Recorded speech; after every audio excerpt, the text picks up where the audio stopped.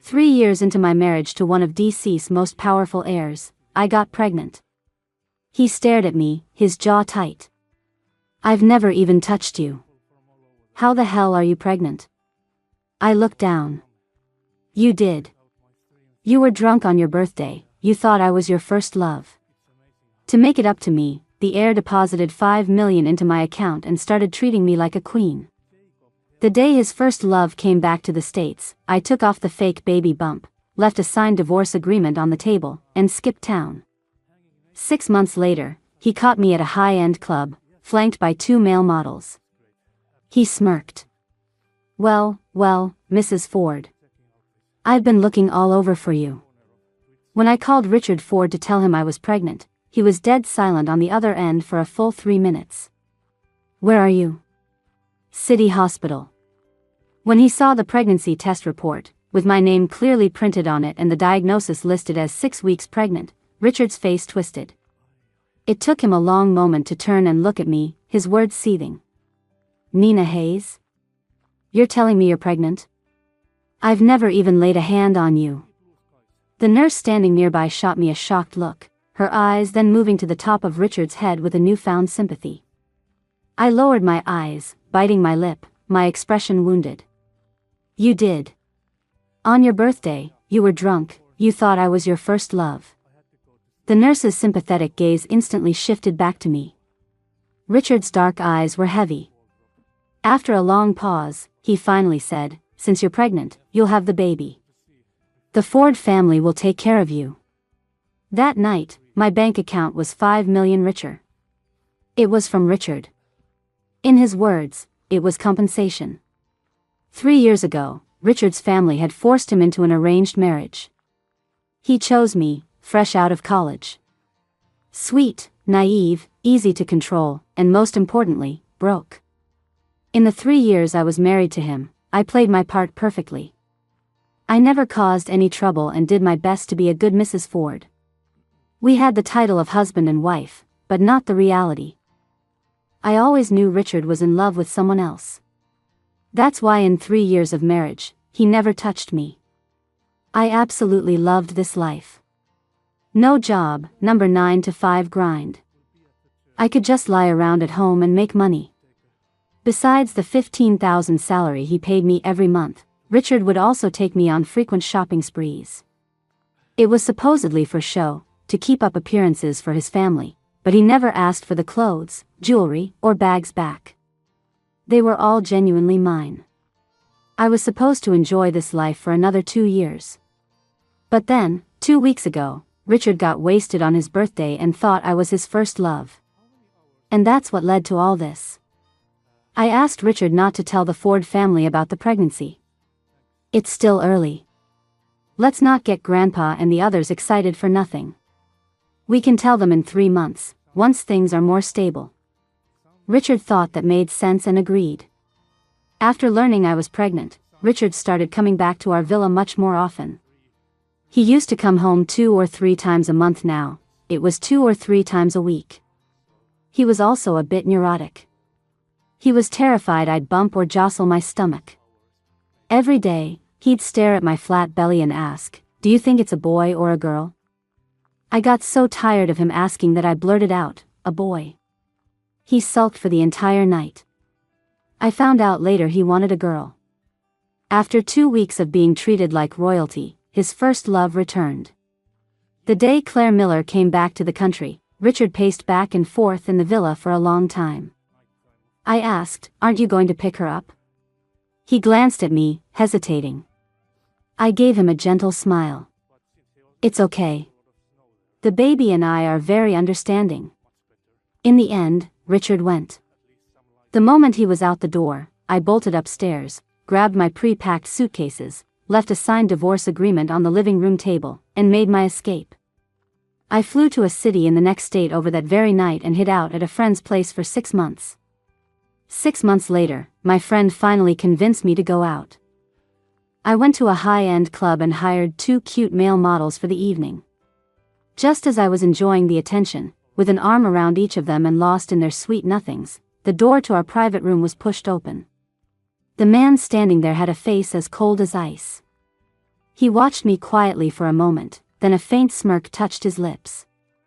"Well, Mrs. Ford. I've been looking all over for you." The room fell silent, the air growing thick with a chilling tension. Richard calmly sat down in the center of the sofa, lifted his chin toward me, and said in a low voice, "Come here." I cursed my traitorous legs. Even after 6 months, my instinct to obey Richard hadn't changed. He wrapped his arm around my waist, pulled me onto his lap, and placed a hand on my stomach. His tone was light. "Where's my son?" I hung my head, feeling incredibly guilty. I had a miscarriage." He chuckled softly. "A miscarriage? Or was there never a baby to begin with?" It was over. I was caught.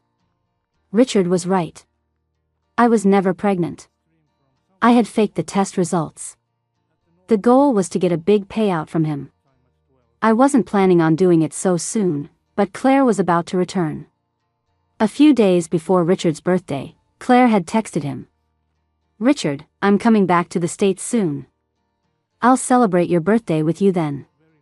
My deal with Richard was supposed to last 5 years. 5 years of a fake marriage, $15,000 a month. After 5 years, I would have walked away with almost $1 million. But with Claire back in the picture, our divorce was going to be fast-tracked. I did the math. I was out almost $300,000. Can you believe it, guys? So, I used his drunken night as an excuse to fake a pregnancy and squeeze some money out of him. He really was drunk that night. But he came home and passed out immediately. He didn't go on a drunken rampage or mistake me for Claire. I looked miserable. "Mr. Ford, I'm so sorry." He slowly tilted my chin up. "Nina, what you did is fraud. I could call the police." I made a last-ditch effort. "We can talk about this. I haven't spent a dime of that $5 million. I can give it all back to you." Mostly because I hadn't had time to spend it while I was busy hiding from him. "I don't want the money," he said, his eyes cold. "Then what do you want?" "I want my son." I was forced to go back to the villa with Richard. According to him, you can't unspill water. Or ungive money. Since he'd given it to me, there was no taking it back. Now, I had taken his money, so it was only right that I give him a son in return. I rolled my eyes. "What do you think I am, some kind of single-celled organism? I can just reproduce on my own?" He raised an eyebrow. "Speaking of which, after all these years of marriage, you still haven't fulfilled your wifely duties, have you?" I clutched my chest. "Richard Ford. We had an agreement. I'm not selling my body." He nodded. "We also didn't agree that you would try to blackmail me with a fake son, did we?" Damn it. It all blew up in my face. I was trapped. That night, when I got out of the shower, Richard was already lying in bed, shirtless. He lifted the covers, motioning for me to get in. What are we doing?" He flashed me a grin full of pearly white teeth. "Making a son." But, I hesitated. "I'm on my period." Richard's smile froze. The next second, he got out of bed, swept me up into his arms, and carried me over. His brow furrowed. "You're on your period and you're walking around barefoot on a cold floor? Aren't your cramps bad enough?" He gently placed me on the bed, then called for Mrs. Davis to make me some hot ginger tea with brown sugar. He didn't relax until he'd watched me drink the entire cup. I have terrible cramps and am always in pain for a few days every month. I just never thought Richard would remember something so small. After drinking the big cup of hot, sweet tea, the cramping did ease up quite a bit. I thanked him sincerely. He just snorted and turned his back to me as he lay down. "Are you sleeping here tonight?" I asked, confused. He just reached out a large hand, pulled me into his arms, and let his actions answer for him. The clock on the wall showed it was midnight, and Richard was clearly exhausted. I didn't say anything more. I carefully tucked the corner of the blanket around him and drifted off to sleep. This was the first time Richard and I had ever shared a bed. Surprisingly, I slept pretty well. When I woke up the next day, he had already left for work. After I had washed up and eaten breakfast, I was planning to just veg out in the small garden for the morning when the villa had a visitor. I knew her. It was Richard's first love, Claire Miller. She was here to see me. She had that classic girl next door look, with a gentle and sweet demeanor, and was wearing a white dress. Mrs. Davis obviously knew her, calling her Miss Claire. In the garden, I sat on the swing while she stood by the pond. Miss Hayes, I'm Richard's first love. My name is Claire Miller. I came back to the States to take care of some unfinished business. I have late-stage stomach cancer. I'm dying. That last sentence shattered my composure. Another poor soul. I walked over to her and took her hand. Miss Miller, you've misunderstood. Richard and I are married, but we're not in love. The person he loves has always been you. She looked at me, disbelieving. Really? Really? In the first year of my marriage to Richard, I discovered there was a room he never let anyone enter. Not even Mrs. Davis, who had been with the family for over a decade. One time, using the excuse of bringing him fruit, I snuck a peek inside. My God, it was filled with photos.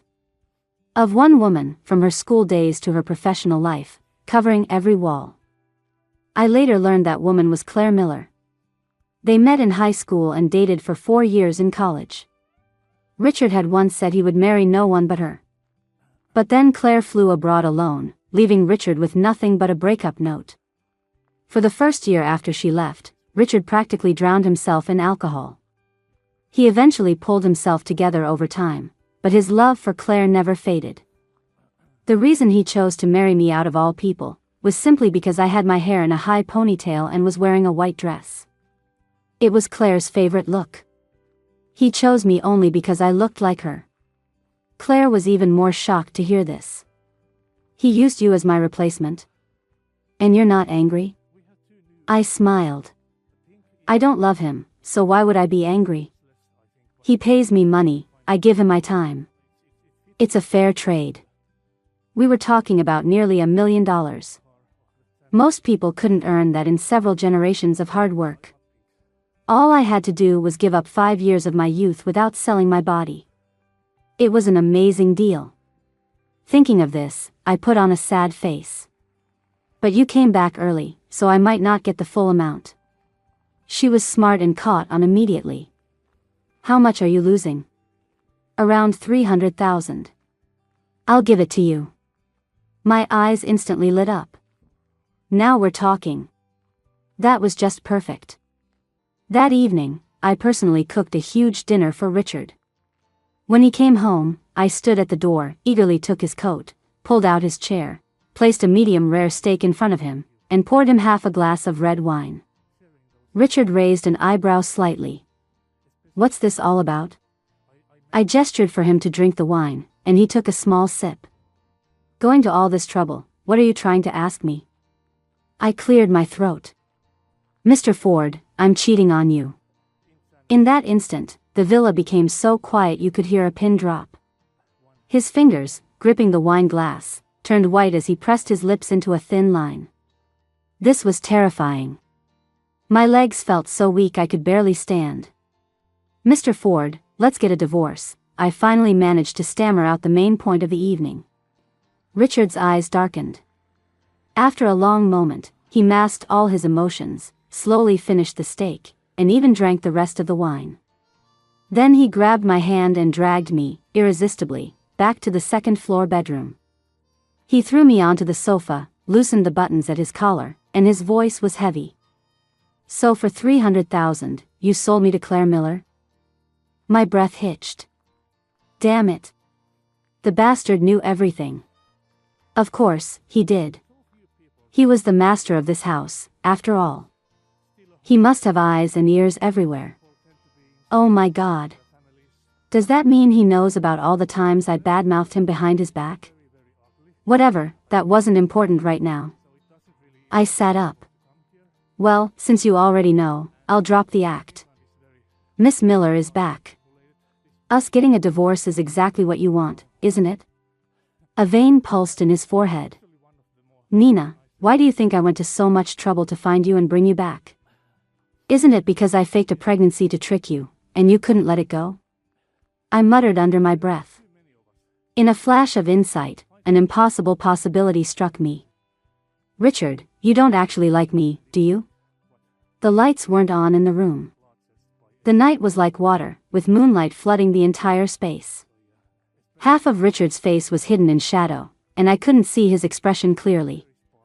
But his eyes shone with a strange, scorching light that was about to drown me. I forced myself to look away, my tone a little cool. We agreed at the beginning that neither of us could develop real feelings. It felt like a century passed before I finally heard him let out a cold laugh, a sound that sent a shiver down my spine in the dark room. You're overthinking it. It's just that our agreement was for 5 years. That's what I promised my grandfather. We'll talk about divorce in 5 years, when I've fully taken over the company. After that, Richard disappeared for a long time.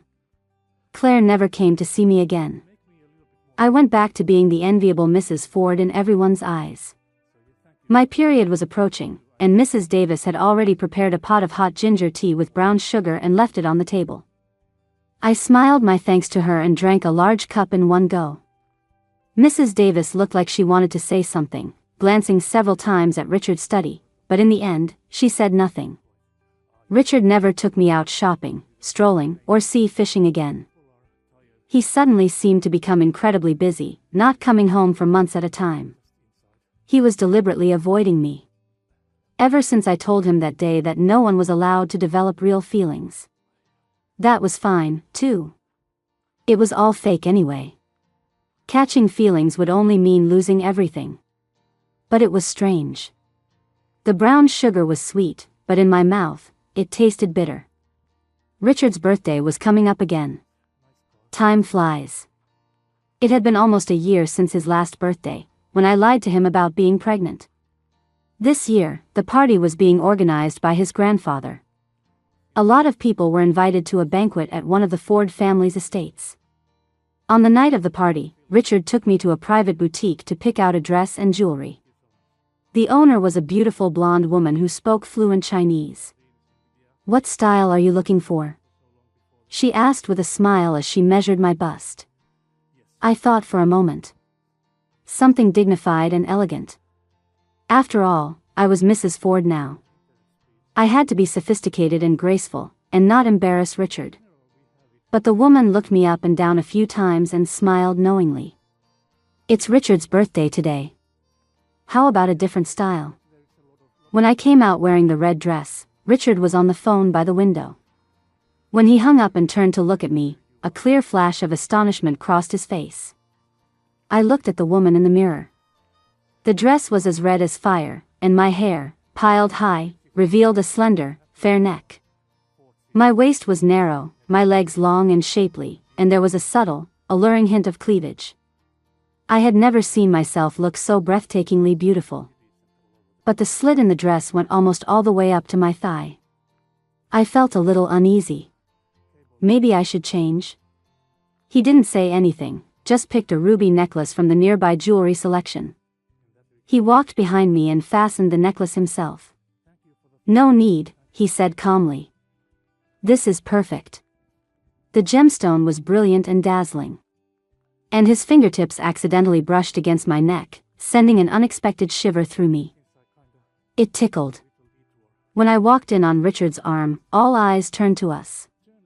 After more than 3 years with him, I was used to this kind of attention. Only this time, it wasn't just the women's stares, but also those of all sorts of men. Didn't they say Miss Miller was back? Why is she still here? I thought Mr. Ford would have kicked her to the curb without a second thought. Well, it's been 3 years. You'd get attached to a dog in that time. I had heard things like this countless times over the past 3 years. I thought I had long since stopped caring, but an unidentifiable emotion still churned in my heart. I tightened my grip on my wine glass and told myself to let it go. What they were saying was the truth. I had endured it for so many years, what was one more? One more year, and I could divorce Richard, take my $1 million, and go with my mom to a place where no one knew us to live out our lives. Mrs. Ford. I turned to meet a man's smiling eyes. I recognized him. He was Richard's sworn enemy, Harrison Vance. He smiled and clinked his glass against mine. You get more beautiful every time I see you. I smiled and thanked him. The next second, he took the jacket from his arm and handed it to me. But, at an event like this, one should still mind their appearance.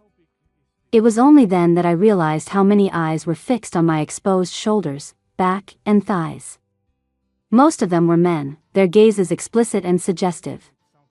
I frowned, displeased. Before I could say anything, a large hand rested on my waist and Richard was standing beside me. He adjusted the necklace on my chest, his voice not loud, but clear enough for everyone present to hear. My wife can wear whatever she wants. That's her freedom. Harrison smiled. I was just offering a kind reminder. After all, I'm not the only one here who thinks so. Richard scanned the room, and those people quickly averted their gazes. When titans clash, the little fish don't want to get caught in the crossfire. Richard said, "It's the 21st century. Does Mr. Vance still believe that women dress to please men?" Harrison shrugged. I never said that. Richard smiled slightly. Then what the hell are you telling my wife to be mindful of? She can wear whatever she wants. You think you're worthy of judging a member of the Ford family? The room was so quiet you could hear a pin drop. Harrison, having been publicly humiliated, wanted to say more. But Richard had already taken my hand and turned away. Perhaps Mr. Vance should learn how to respect people before he tries to lecture others. Richard led me away from the crowd to a quiet balcony on the second floor. He sat down, frowning and silent. The night breeze was a bit chilly, and I hugged my arms. He took off his jacket and draped it over me. I pressed my lips together. So you also think this dress is too revealing? A vein throbbed in Richard's forehead. After a long moment, he said, or maybe you're just cold. Right. He was the one who picked this dress, wasn't he? Why did you pick this one for me? It looks good. But it's so revealing, isn't it? They all thought so. Richard turned his head, leaning against the railing, his eyes cast down to look at me. I don't think so. You look beautiful in that dress. Very sexy. A flower is meant to bloom. If someone picks it, it's the person who picked the flower who isn't good enough. The flower itself is blameless. A long, long time ago, my mom, who loved to dance, would always put on her beautiful dance dresses and go out to dance in the square after dinner. Gossip spread through the neighborhood, calling her promiscuous, wondering who she was trying to seduce by dressing like that every day. My dad found out about it. To this day, I still remember his words. Dressing like that, isn't she just asking to be messed with? From that day on, I threw away all the pretty dresses in my closet. And now, someone was telling me with conviction. The flower is blameless. In that moment, as if bewitched, I took a step forward and looked up at him. Richard, is Claire your flower? His Adam's apple bobbed twice. After a long time, he said, she used to be. And now? Before he could answer, possessed by some impulse, I stood on my toes and kissed his lips. I must have been drunk. I found out that night that the time Richard was gone was spent accompanying Claire abroad for medical treatment. He had used a lot of connections and resources, only to find out it was a big mix-up. There was indeed a woman with late-stage stomach cancer, also named Claire Miller. But it wasn't this Claire Miller. Before returning to the country, Claire had said, "You've been running around for my illness for so long, everyone must think you love me very much." Claire's regret was wanting to go on a round-the-world trip with Richard. It was something they had once promised each other. Facing death makes you nostalgic for the good old days. But Richard refused. So he found the best doctors and arranged the best treatment. We were over the moment you left me without a word 4 years ago. Back then, Claire had chosen a better future over Richard. Her choice wasn't wrong, as it turned out she did do well for herself abroad. But no one waits in the same place for someone forever. A missed chance is a missed chance. In 4 years of marriage, strictly speaking, last night was the first kiss between me and Richard. I couldn't sleep all night, while he got up bright and early the next day to go to work. I thought it was just my own turmoil. But a few days later, Richard handed me a key. "What's this?" He touched the bridge of his nose and looked away, uncomfortable. "I got you a shop." I never expected that the shop Richard got for me was a dog cafe. Standing at the entrance, looking at the 2-story, spacious dog cafe, I was stunned. "For me?" I asked, incredulous. He covered his nose. "You said you were bored at home. This is to keep you busy." I invited him in. "Want to come inside and play?" He shook his head. "I'll pass." "You go ahead." The cafe had a wide variety of dogs. 2 of the border collies were especially smart and friendly, rubbing against my legs. I loved them.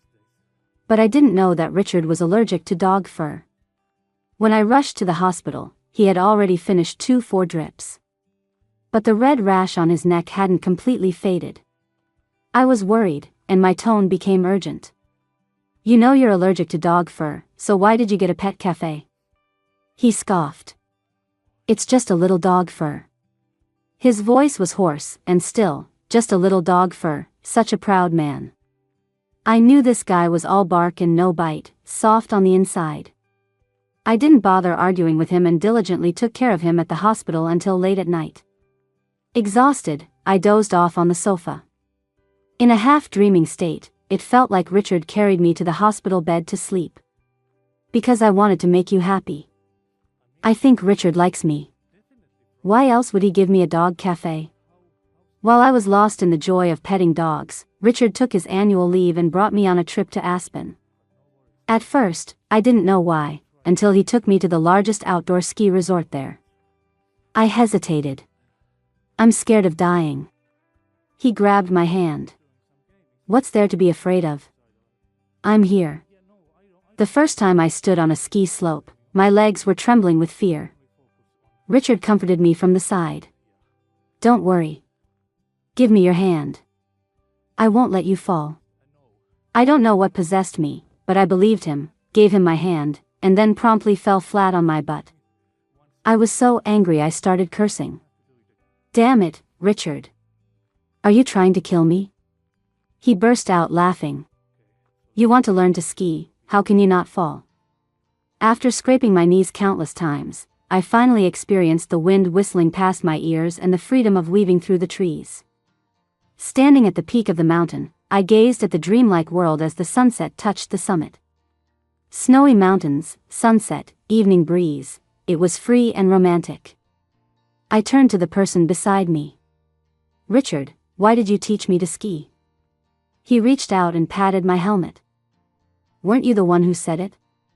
I remembered, in the first year of our marriage, to compensate me, Richard had once asked me what I wanted.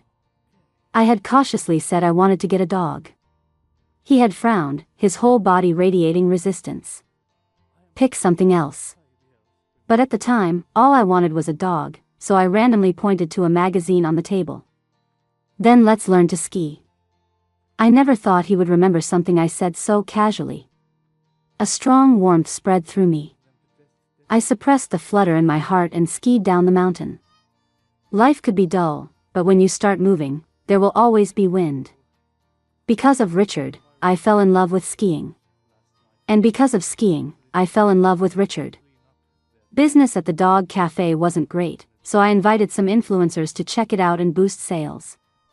The results were surprisingly good.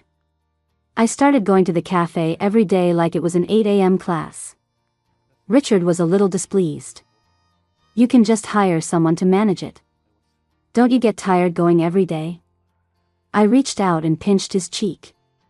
"You don't get it. This is what you call a labor of love." His face darkened, and he reflexively tried to grab my waist. "Nina Hayes. You're getting bolder." I giggled, spun around, and ran off quickly. In the kitchen, Mrs. Davis covered her mouth and laughed. Richard and I both knew we liked each other. It was an unspoken understanding. This was nice, too. I thought I had at least another 6 months of this life, but then, that person got out of prison. He stood at the door of the dog cafe demanding the staff let him in, surrounded by a crowd of bloggers and reporters. They were filming him with their phones and cameras. The staff didn't dare open the door, and the dogs inside were barking at him relentlessly. He kept shouting my name, his mouth spewing filth and curses. I'm her father. So what if she's Mrs. Ford? Didn't she come from between my legs? That bitch, sending me to prison. I'll settle this score with her. I raised her. Shouldn't she be taking care of me in my old age? You dare keep the door closed? I'll have her fire all you little bitches later. And you animals, I'll kill every last one of you later. My fingers curled into fists. Why was he out early, and how did he know I opened a shop here? Who was helping him? Was this person targeting me or Richard? Before I could figure it out, someone sharp-eyed spotted me. Mrs. Ford. A huge crowd instantly rushed toward me. Leading them was the father I had personally sent to prison. The moment he saw me, his demeanor changed completely. He started wiping away tears. Nina, my dear. I've been looking everywhere for you. Daddy was wrong. I'll never hit your mother again. Can you tell me where she is, please? I frowned. What do you want with her? She's my wife. Of course I have to find her. I bit my lower lip hard. You know she's your wife? Did you think about that when you beat her so badly she got a concussion? A wave of murmurs went through the crowd, and George's face instantly darkened. But, as if wary of something, he still managed to squeeze out a couple of tears. It was all my fault, Nina. Please just tell me where your mom is. I truly know I was wrong, and I really miss her. With that, he reached out to grab my hand. I was disgusted and instinctively pulled away. Unexpectedly, he used the momentum to roll to the side. To an outsider, it looked like I had pushed him. Oh, Nina. I'm still your father, how could you lay a hand on me? The crowd started whispering again. Most of it was about how unfilial I was, hitting my own father, having no manners. The reporters' cameras and bloggers' phones were shoved in my face, asking why I sent my own father to prison, why I didn't care for him, why I was so heartless. My nails dug deep into my palms, and even breathing became difficult. George started to get up again. Nina, I really... Before he could finish, a long, strong arm pulled me into a warm embrace. In an instant, bodyguards created a perimeter several feet around us. I looked up and met Richard's concerned eyes. My nose tingled, and I felt a rush of emotion. My mother was known as the beauty of our town. She was gorgeous, loved to dance, and had taught herself ballet for 10 years. Her looks and posture were top-notch in our town. Before she was even of marrying age, suitors were practically breaking down my grandfather's door. But my mother chose none of them. She chose a young man who managed props in their craft guild, my father, George. My grandfather always disapproved of the match, but my mother insisted, and in the end, he couldn't change her mind. In the second year of their marriage, I was born. I was very happy then, with the love of my parents and the doting affection of my grandparents. But my grandfather's health was poor, and he passed away when I was 4. The next year, my grandmother passed away too. My father was still good to my mother back then. He was thoughtful, comforting her and helping her get through that difficult time. When I was 10, we moved from the town to the city, renting a small second-floor apartment of about 500 square feet. My mother wanted to get a job to help share my father's burden, but he wouldn't let her. He said, "Your job is to stay at home and be beautiful. I'll handle the money." At first, I didn't understand why. Later, I learned. When a flower is too beautiful, the owner doesn't trust leaving it on the balcony. He only wants it in his room, for his own private appreciation. But my mother wasn't a flower, she was a person. She began to find my father's form of house arrest unbearable. After fighting and arguing, my father finally agreed to let her work. My mother became a dance teacher at an elementary school and also found a job as a lead dancer for a group in the park. During that time, she would hum songs as she cooked dinner after work. But most people can't stand to see others happy. The neighbors often gossiped about my mother behind her back, saying that dressed like that, who knows what she was doing outside. It was just a form-fitting dance leotard, perfectly normal clothing, but in their eyes, it was an invitation. Unable to bear such talk, my father had an unprecedented fight with my mother. That was the first time my father hit my mother. His eyes were bloodshot as he whipped her face repeatedly with a belt. "Dressing like that, aren't you just asking to be messed with?" I hid behind the sofa, covering my mouth, unable to cry out. My mother, crying, said to me, "Nina, go to your room. Don't look." From that day on, my father became like a different person. That's when I learned he had a violent streak. In the second semester of 8th grade, I came home from school to the strong smell of alcohol. The light was on in my mother's room, and I could hear intermittent groans. I pushed the door open. My mother was curled up in a corner, covered in blood, barely conscious. I cried, panicked, and not knowing what to do. Her head was covered in blood. The window was broken. I figured George had smashed her head against it. Every time he was drunk, he used it as an excuse to be even more violent. I heard the toilet flush in the bathroom. He emerged from the darkness, unbuckling the belt from his waist, and looked at me with a chilling smile. "Nina's home?" Just in time. As the belt came down, my mother shielded me with her back. In the chaos, I fumbled under the bed for an iron rod I had bought online. I swung it and hit George hard. He was knocked unconscious, not dead. And I took the opportunity to call the police. George had beaten my mother so severely she suffered a concussion and a mental breakdown. Because I testified that he was indeed abusive, and we had video recordings at home, he was sentenced to 10 years in prison. I was 15 years old that year, in the 9th grade. After George was sent away, all his relatives wanted nothing to do with us. Instead, it was my uncle who supported me until I graduated from high school. My aunt was a good person too, tirelessly caring for my mentally fragile mother for 3 years. After I graduated from high school, I planned to go away for college, but my uncle wouldn't let me. "With grades like yours, it would be a shame not to go to college. You go and study with peace of mind. Your aunt and I will take care of your mom." For 4 years of college, I didn't use a penny of the money my uncle gave me. I paid my way through with part-time jobs and scholarships. After graduating, while looking for a job, I was spotted by Richard Ford. I was desperate for money. I had to pay for my mother's future medical treatments and repay the kindness and money my uncle's family had given me. So, I agreed to 5 years with him. Richard, sometimes I really hate myself. If it weren't for me, my mom wouldn't have had to put up with him for so many years. I knew. I always knew. After every beating, my mom would sit by my bed, crying as she watched me, sometimes all night.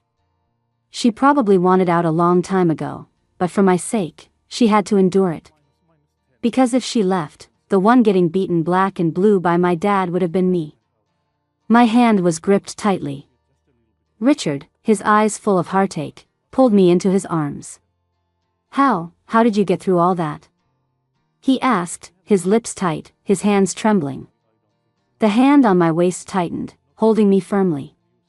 "I'm here now. I'll never let you suffer another grievance again. Nina, don't cry. It's killing me." His hot tears fell on my neck, one after another, scalding their way into my heart.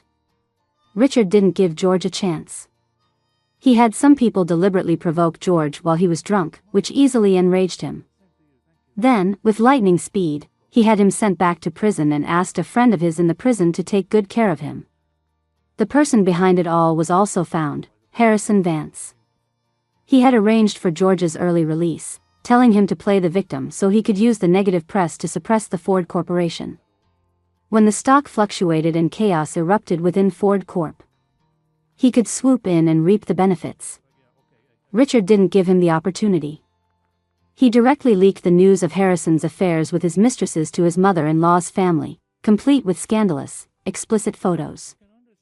The Vance family exploded. Their stock plummeted, and Richard bought up all of the Vance family's loose shares. Harrison had been slacking off for years, living off his family's wealth, and had sold off many of his shares. Richard bought them back at a high price, accumulating nearly 30% of the shares. At the next board meeting, he held veto power. Isn't it a huge loss to spend so much money on those junk stocks? I asked, confused. Richard looked up from his computer, then reached out and pulled me into his lap. He placed a light kiss on the corner of my mouth. Not a loss. Getting revenge for you is worth any price. I heard that at the next Vance board meeting, Richard arrived late and sat in a side seat. The look on Harrison's face was worse than if he'd eaten a pile of crap. I went to the hospital for another test. The reason was that my period was a month and a half late, and I had been feeling nauseous and vomiting frequently. It was too much like being pregnant. I couldn't be careless. After half an hour of anxiously waiting, the results came back: elevated HCG, 5 weeks pregnant. I excitedly ran to find Richard with the report.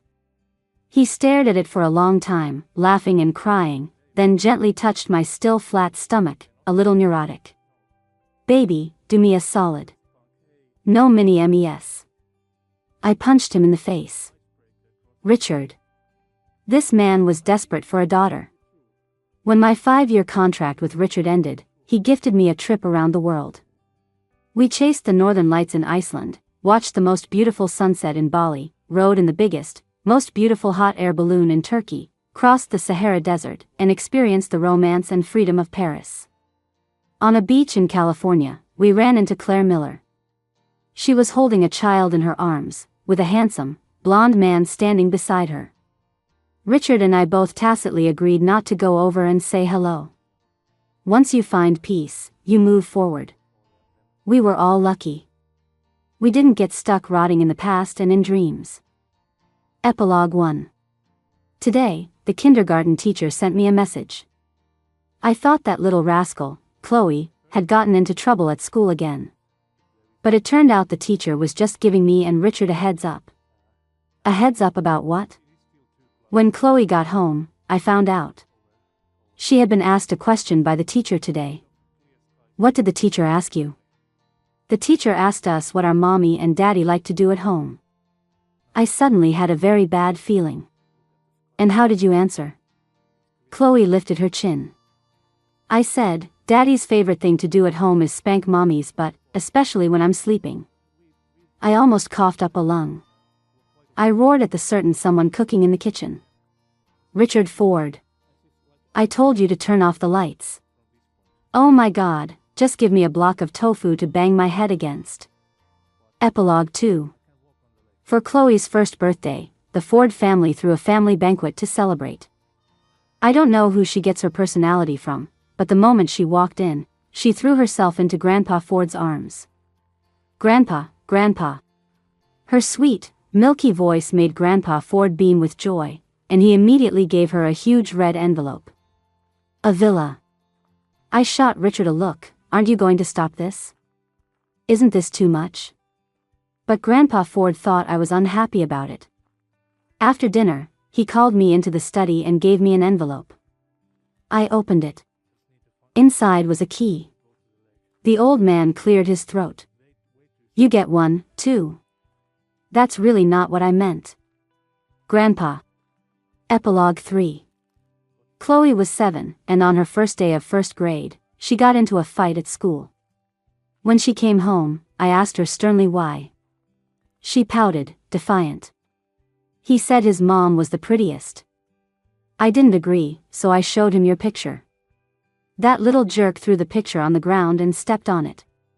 My mouth twitched. And then you beat him up? Chloe snorted, looking exactly like her father. I did. Richard raised an eyebrow from the side.